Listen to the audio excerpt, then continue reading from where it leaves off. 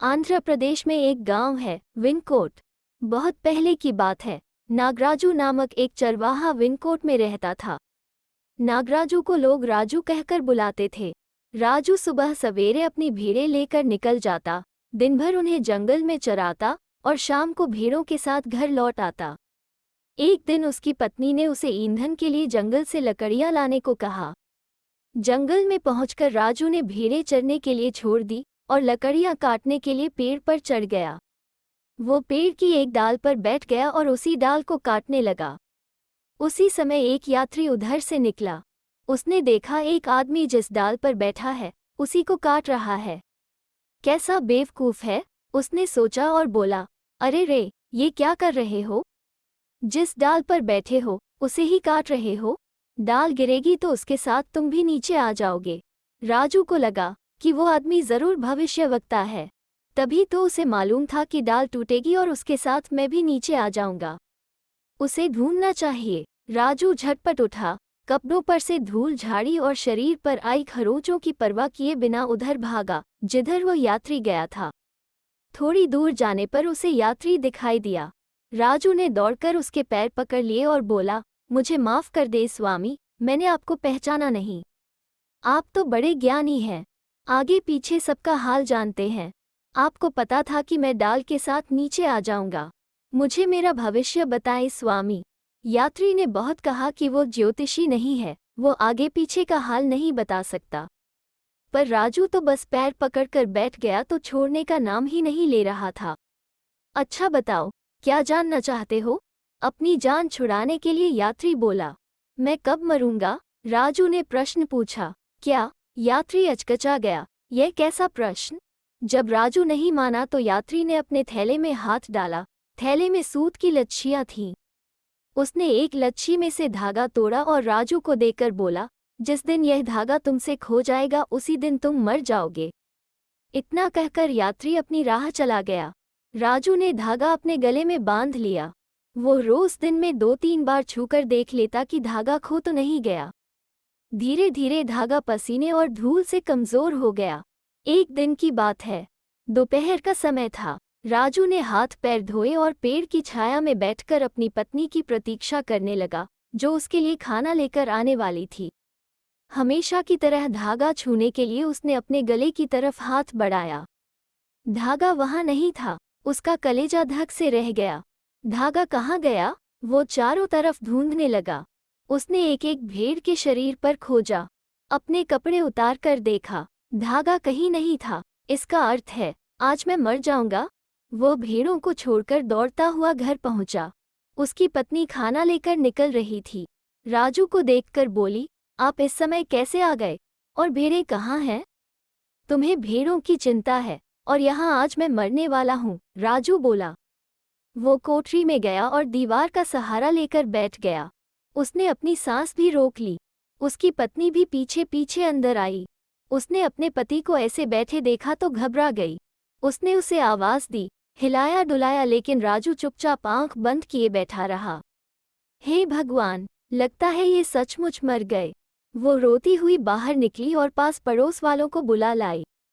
राजू उसी तरह बिना सांस लिए, बिना हिले डुले बैठा था।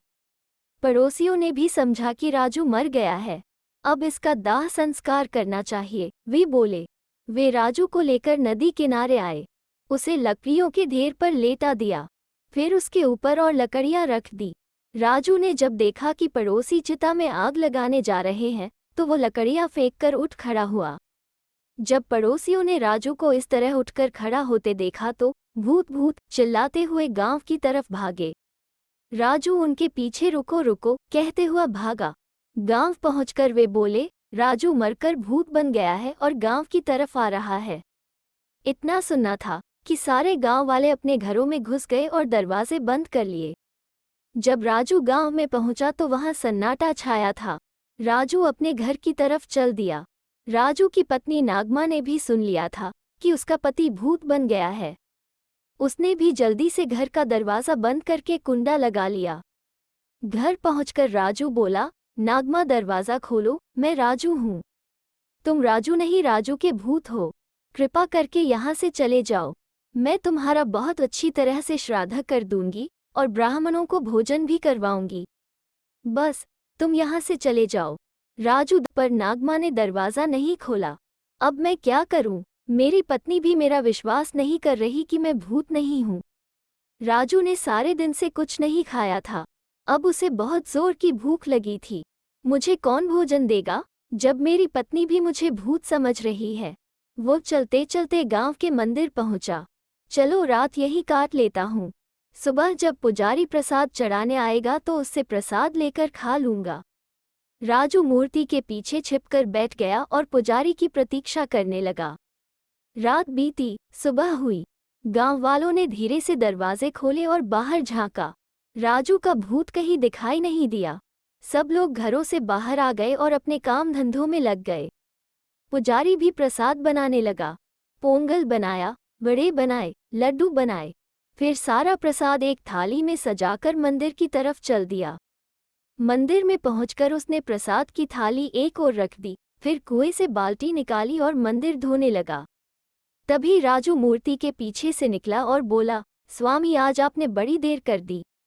मैं कब से आपकी प्रतीक्षा कर रहा हूँ। इतना सुनना था कि पुजारी बाल्टी पटककर गांव की तरफ भागा। उसके पीछे पीछे राजू स्वामी स्वामी कहता हुआ दौड़ा। गांव वालों ने जब राजू को पुजारी के पीछे आते देखा तो फिर से घरों में घुस गए और दरवाजे बंद कर लिए।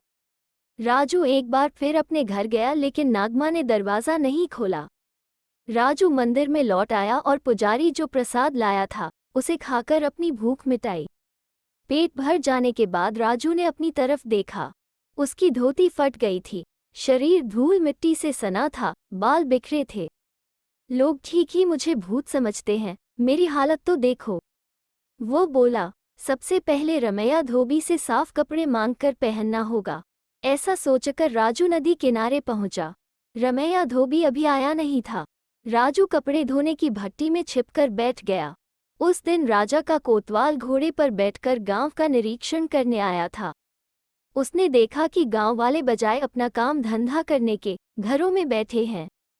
उसने दरवाज़ा खटखटाकर गांव वालों को बाहर बुलाया और पूछा, काम धंधे के समय तुम लोग घरों में क्यों बैठे हो? राजू चरवाहा मरकर भूत बन गया है और गांव में घूम रहा है। उसके डर से हम घरों में बैठे हैं। गांव वालों ने उत्तर दिया, कोई भूत वूत नहीं होता। चलो सब लोग अपना अपना काम शुरू करो, कोतवाल ने डांटा। सब लोग एक बार फिर घरों से निकलकर अपने अपने काम पर लग गए। रमैया धोबी भी घाट की तरफ चल दिया। कोतवाल को अपने कपड़े धुलवाने थे, इसलिए वह भी घोड़े पर सवार नदी की तरफ चल दिया। जैसे ही दोनों घाट पर पहुंचे, राजू भट्टी में उठकर खड़ा हो गया और बोला, अरे रमैया अप्पा, कहाँ थे अब तक? मैं कब से भट्टी में बैठा तुम्हारी प्रतीक्षा कर रहा हूँ। इतना सुनना था कि रमैया सिर पर पैर रखकर गांव की ओर भागा। कोतवाल भी सरपट घोड़ा दौड़ाता गांव से दूसरी तरफ भागा। गांव वाले फिर घरों में घुस गए। राजू ने धोबी के कपड़ों में से एक साफ धोती और एक कमीज निकाली। फिर नदी में जाकर नहाया, साफ कपड़े पहने और अपने घर की तरफ चल दिया। घर पहुंचकर उसने दरवाज़ा खटखटाया और बोला, नागमां दरवाज़ा खोलो, मैं भूत नहीं हूँ। अरे जब मैं मरा ही नहीं तो भूत कैसे बन सकता हूँ? हमने तुम्हें मरा हुआ देखा था, नागमां अंदर से बोली। न तुम सांस ले रहे थे, न हिलडुल रहे थे। मैं समझा था कि मैं मर रहा हूँ, इसलिए मैं सांस रोककर बिना हिले डुले लेट गया था।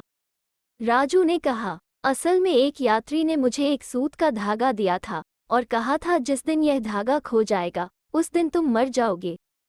कल जब वो धागा मुझे गले में नहीं मिला तो मैं समझा मैं मरने वाला हूँ। तुम दरवाज़ा खोलकर देखो तो मैं मरा नहीं हूँ, जीवित हूँ। नागमां ने धीरे धीरे दरवाज़ा खोला। सामने राजू नहाया धोया, साफ धोती और कमीज पहने खड़ा था। यह भूत नहीं लग रहा, नागमां ने सोचा। फिर उसने हाथ बढ़ाकर राजू को छुआ और जोर से चिकोटी काटी। अप्पा, राजू चिल्लाया। नागमां समझ गई कि राजू भूत नहीं है। उसने जल्दी से दरवाज़ा खोलकर उसे अंदर कर लिया। उसे भरपेट खाना खिलाया। राजू खा पी कर सो गया। नागमां गांव की तरफ चल दी, सबको यह बताने के लिए कि राजू भूत नहीं है। तो दोस्तों, कैसी लगी आज की लोककथा? अगर अच्छी लगी तो लाइक और शेयर करें और चैनल को सब्सक्राइब करना ना भूलें। फिर मिलते हैं एक नई लोककथा पर।